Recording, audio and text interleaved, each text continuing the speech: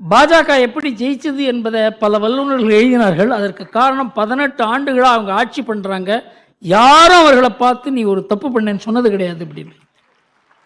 நீங்கள் பாஜகவில் யாரையாவது பிடிச்சி இந்த எதிர்கட்சியில் அரெஸ்ட் பண்ணுறதுக்காக ஒரு ஆள் நீ வாய அவனை அரெஸ்ட் பண்ணுறேன்னு சொல்ல முடியும்? எதிர்கட்சியில் ஃப்ராடு இருக்குங்கிறதுல சந்தேகமே கிடையாது. அதனால தான் இந்த நடவடிக்கைகள் எடுக்கப்படுகின்றன. யூபியை எடுத்துங்க, பாஜக சர்க்கார் எப்படி நடக்கிறதுங்கிறது தெரிஞ்சிடும். யூபியில் தடி எடுத்தவன் தண்டல்காரன் இருந்தது, அங்கே ஆட்டிக்குன்னு ஒருத்தர் இருந்தார். அதனால் பேப்பரில் படிச்சிங்களே இல்லையான்னு தெரியல, துக்குளுக்கில் எழுதியிருக்கோம் அதை பற்றி. 10,000 கோடி ரூபா அவர் ஒரு சாம்ராஜ்யமே நடத்தினார். 54 கம்பெனி.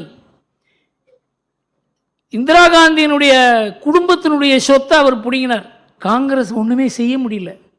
அந்த ஆர்டிக்க என்கவுண்டரில் ஃபினிஷ் பண்ணான். யார் காரணம்னாக்க, ஒரு முஸ்லீம் பெண் அந்த ஆர்டிக்கை எடுத்து போராடினான். அதற்காக அவர் அந்த ஆர்டிக் எலிமினேட் ஆன உடனேயே யூபி ஆடி விட்டது. 10,000 கோடி ரூபாய் பணத்தை பிடிச்சாங்க அவர்கிட்ட.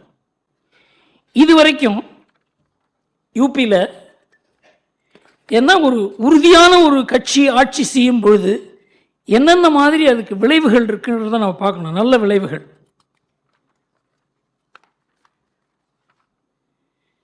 ஆறு ஆண்டுகளில் 10,000க்கும் மேலான என்கவுண்டர்கள், 89 மாபியாக்கள் மடிந்தனர், 2215 பேர் காயமுற்றனர், 14,000 கிரிமினல்களை கைது செய்தது யோகி அரசு. இவங்கெல்லாம் உலாத்தின் இருந்தான், இந்த ஜாதி அந்த ஜாதி இந்த மதம், அவனை தொட முடியாது, அவனை தொட்டா இந்த கான்ஸ்டியூன்சியில் ஜெயிக்க முடியாது. அதில் 2 போலீஸ்காரர்கள் இருந்தார்கள், 752 பேர் காயமுற்றார்கள். அரசாங்கம் விலை கொடுத்து தான் இதை செய்தாங்க. 6 மாதங்களில் 3000 கோடி சொத்துக்களை புல்டோசர் வைத்து இடித்தார்கள். ஏன்னா அதெல்லாம் கட்டினதெல்லாம் புறம்போக்கு நிலத்தில். 2000 கோடி ரூபாய் சொத்துக்களை கைப்பற்றியது யூபி போலீஸ். ஆர்டிக் என் நிலத்தை அபகரித்து என் குடும்பத்தை அழித்து விட்டார் என்று வாக்குமூலம் கொடுத்து 35 ஆண்டுகளாக அவர் எதிர்த்து போராடி வந்தார் ஒரு முஸ்லிம் பெண்மணி. அவர் பெயர் சூரஜ் கலி.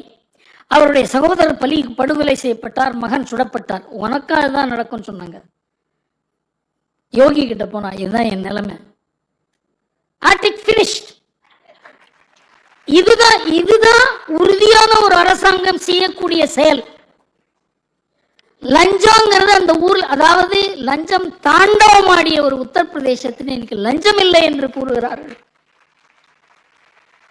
இதெல்லாம் பெருமைப்பட வேண்டிய விஷயம்.